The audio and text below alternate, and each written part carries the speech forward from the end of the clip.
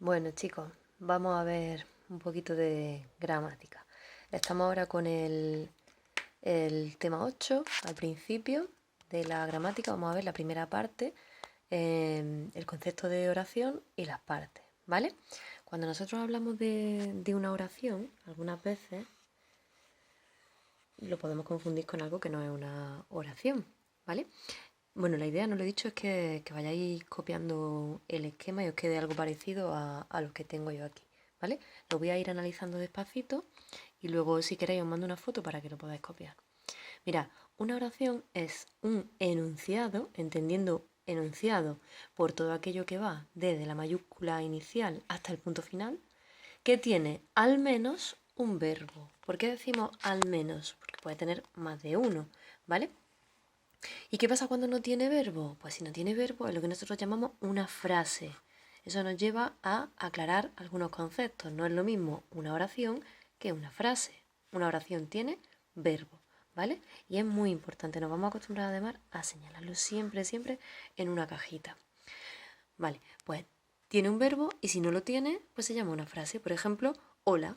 Hola cumple ese requisito, iría desde la mayúscula inicial hasta el punto final y supone un mensaje completo por parte del emisor, pero no hay verbo aquí. O cuando, por ejemplo, le decimos a alguien cuidado, ¿vale? El mensaje es completo, pero no hay verbo ahí. Por tanto, frase. Nosotros estamos analizando oración. Voy a poner bien la tilde que no se ve bien y me agobio. Oración. Las oraciones tienen dos partes, todas las oraciones, ¿vale?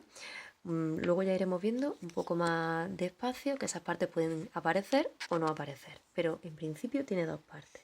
La primera es el sujeto. ¿Qué es eso de sujeto? Sujeto, yo no sé si alguna vez os suena de las noticias, ¿no? Por ejemplo, se dice, han detenido a un sujeto, o se busca un sujeto de pelo oscuro. Un sujeto es una persona o, en su defecto, un ente, un ser que actúa, que hace algo, ¿vale? Concuerda ese sujeto en número y persona con el verbo. O sea, si es tercera persona del plural o segunda persona del singular, lo que sea, tiene que concordar con el verbo, ¿vale? Y esto es lo más importante, la definición es a quién se refiere esa acción del verbo, ¿vale? Por ejemplo, aquí os he puesto un ejemplo. Laura hace los deberes. Nosotros empezamos a analizar la oración y buscamos el verbo. Siempre el verbo es lo más importante. El verbo aquí es hace, ¿vale? Y ahora, ¿de quién estamos diciendo que hace los deberes? De Laura, ¿de acuerdo? Es, como estáis viendo aquí, el verbo siempre un sustantivo que puede tener o no tener complemento, ¿vale? Pero en cualquier caso es a quién se refiere esa acción. Vamos a ver otro ejemplo. Mi hermano pequeño come lentejas. ¿Cuál es el verbo? La acción que expresa acción aquí, come. Señalamos come y decimos a quién se refiere la acción de comer lentejas, de quién estamos hablando, de mi hermano pequeño, ¿vale? Con lo cual, en la primera oración tendríamos sujeto Laura y en la segunda oración tendríamos sujeto mi hermano pequeño. ¿Por qué digo eso de los complementos? Pues porque aquí tenemos que el único sustantivo es Laura, ¿vale? Un nombre propio, y sin embargo aquí tenemos un conjunto de palabras cuyo núcleo es un sustantivo, hermano, que lleva un determinante posesivo y lleva un adjetivo acompañándolo, pero en el fondo es hermano es la palabra más importante. ¿De acuerdo? Bueno, pues según la naturaleza del verbo, perdón, del sujeto, si ese sujeto hace o no hace la acción del verbo, podemos hablar de dos tipos de sujeto. Y mucho cuidado aquí, porque a veces en primaria, cuando nos explican esto, nos dicen y nos aprendemos esa definición de que el sujeto es el que hace la acción del verbo.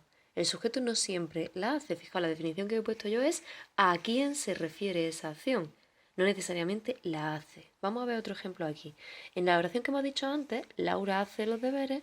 Laura es un sujeto agente porque es ella quien hace los deberes. Se llama agente porque actúa, ¿vale? Y es el primer tipo de sujeto, agente, el que actúa. Pero existe otra posibilidad. Por ejemplo, decimos, el coche fue reparado por el mecánico. ¿A quién se refiere esa acción? Esa acción se refiere al coche, ¿sí? Estamos hablando del coche. El coche sin duda es el sujeto. Pero ¿quién repara aquí? ¿Quién hace la acción? No la hace el coche, sino que la hace el mecánico. Por tanto, ese sujeto no actúa. Ese sujeto está ahí quieto esperando a que hagan algo con él. Y eso se llama sujeto paciente, ¿vale? Porque es una oración pasiva, que lo veremos más adelante. Así que, dos tipos de sujeto. Repito, el sujeto siempre es a quien se refiere esa acción del verbo, ¿vale? El verbo va referido, en este caso, hace se refiere a Laura y come se refiere a mi hermano pequeño, pero puede hacer la acción o no. Si la hace, si la ejecuta, es un sujeto agente, y si no la ejecuta, pero el verbo se refiere a él, fue reparado se refiere al coche, pero el coche no hace nada, el sujeto se llama paciente, ¿de acuerdo? Y con eso nos vamos al predicado.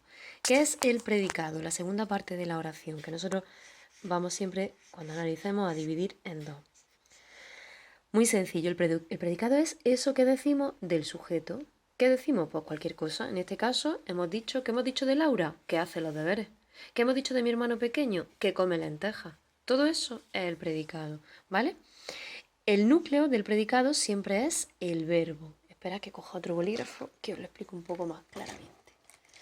Yo es que con mi pizarrilla y mis tizas de colores ya sabéis que me averiguo mejor. Pero bueno, vamos a intentarlo.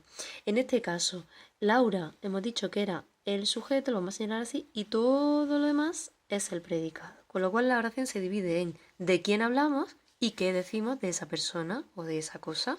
De quién hablamos, de mi hermano pequeño. ¿Y qué decimos de mi hermano pequeño? Que come lentejas. Aquí, ¿de quién hablamos? Del coche, sujeto. ¿Y qué decimos del coche? Que fue reparado por el mecánico, ¿vale? Por tanto, el predicado es lo que se dice del sujeto. Tenéis que tener en cuenta que el núcleo del predicado es siempre el verbo, ¿vale? Es la palabra más importante. Y hemos dicho además al principio que sin verbo no había oración, con lo cual la palabra más importante es el verbo. Y aquí me gustaría recordaros, esto lo tenéis todo en vuestro esquema, a modo de anécdota, creo que se nos quedó muy bien a todos, el concepto de concordancia, ¿os acordáis? El verbo y el sustantivo que actúa como núcleo del sujeto tienen que tener entre sí una relación de concordancia, que os recuerdo que viene de aquella palabra tan bonita del latín, concordis, latir a la vez, ¿vale? Vamos a comprobarlo. Laura o ella, ¿vale? Es una tercera persona del singular y tenemos el verbo en tercera persona del singular. Mi hermano pequeño, igual tercera persona del singular, y aquí también, ¿vale? Bueno, me han salido los tres ejemplos igual. Aquí, si fueran, por ejemplo, un sujeto doble, Laura y Elena hacen, nos obligaría a pasar el verbo a plural, ¿vale? Así que el verbo y ese sustantivo que actúa como núcleo del sujeto están estrechamente ligados por esa relación de concordancia, ¿vale? Yo creo que con esto queda bastante claro. Ahora os pongo una fotillo también para que lo podáis copiar, ¿vale?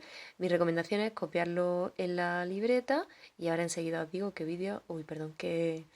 en el siguiente vídeo quería decir qué actividades son las que tenéis que hacer, ¿vale? Venga, un saludo.